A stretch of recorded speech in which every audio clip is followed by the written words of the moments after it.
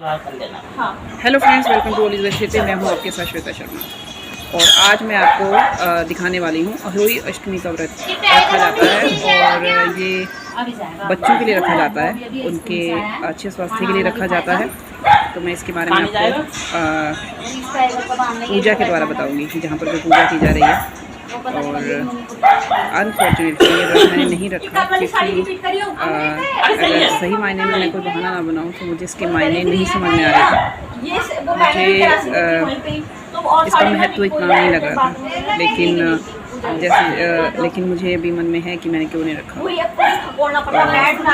मैं अगली बार से रखूँगी, क्योंकि हर माँ अपने बच्चे से प्यार करते हैं और मैं भी अपने पति से प्यार करती हूँ।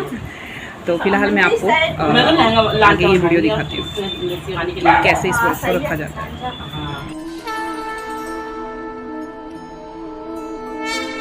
नमस्कार दोस्तों, आज हम आपको अहोई अष्टमी की व्रत कथा सुनाएंगे।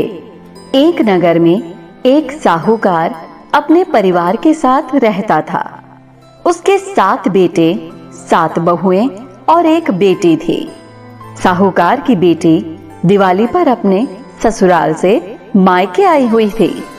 घर को लीपने के लिए सारी बहुएं जंगल से मिट्टी लेने गई।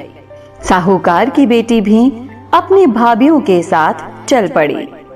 साहूकार की बेटी जहां मिट्टी खोद रही थी, उस स्थान पर स्याहू अपने बच्चों के साथ रहती थी।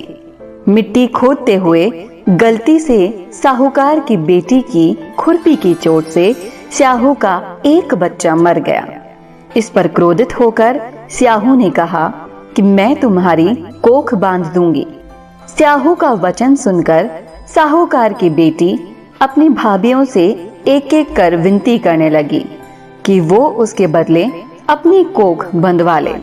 सबसे छोटी भाभी अपनी ननद के बदले अपनी कोख बंधवाने के लिए तैयार हो गई।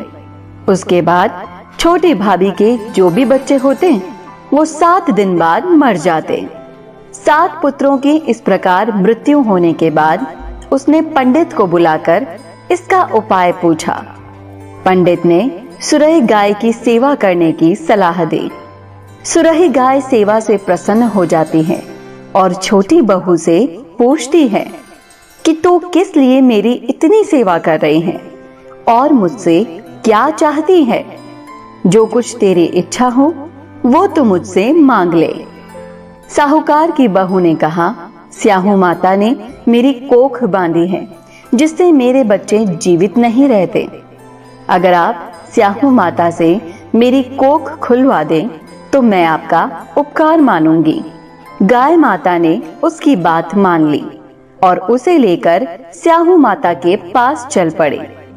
रास्ते में थक जाने पर दोनों आराम करने बैठ गए। अचानक साहूकार की छोटी बहू की नजर एक और पड़ी।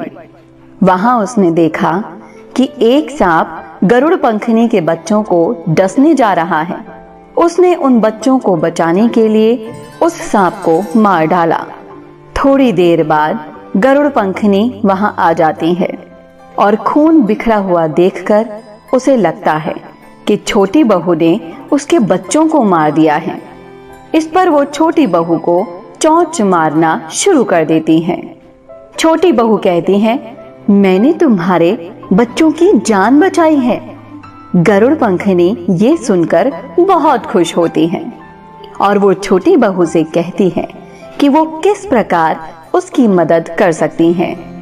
छोटी बहू कहती है कि वो उसे स्याहू माता तक पहुंचा दे। गरुड़ पंख ने सुरही गाय और छोटी बहू को अपनी पीठ पर बिठाकर 7 समुंदर पार स्याहू माता के पास पहुंचा दिया। स्याहू माता सुरही गाय को देखकर बोलती है कि बहन, तुम तो बहुत दिनों में आई हो। और फिर उनसे कहती है कि मेरे सिर में बहुत जुएं पड़ गई हैं। तब साहूकार की बहू उनकी जुएं निकाल देती हैं, जिससे स्याहू माता खुश हो जाती हैं और उसे आशीर्वाद देती हैं कि तेरे 7 बेटे और 7 बहुएं हो। छोटी बहू बोलती है, मेरे तो एक भी बेटा नहीं है, 7 कैसे होंगे। स्याहू माता पूछती है क्या बात है? तब बहू बोली कि आप वचन दो तब मैं बताऊं क्या हुआ। माता वचन देती हैं, तब बहू बताती हैं कि आप ही ने मेरी कोख बांध रखी है जिससे मेरे बच्चे नहीं जीते। ये सुनकर स्याहू माता बोली कि तूने तो मुझे ठग लिया। मैं पहले तेरी कोख नहीं खोलने वाली थी, लेकिन अब तो मुझे खोलनी ही पड़ेगी। जा, तेरे 7 बेटे और 7 बहुएं हों। तो घर जाकर अष्टमी की पूजा करना और उसका उद्यापन करना। बहू लौटकर घर आई तो उसके 7 बेटे और 7 बहू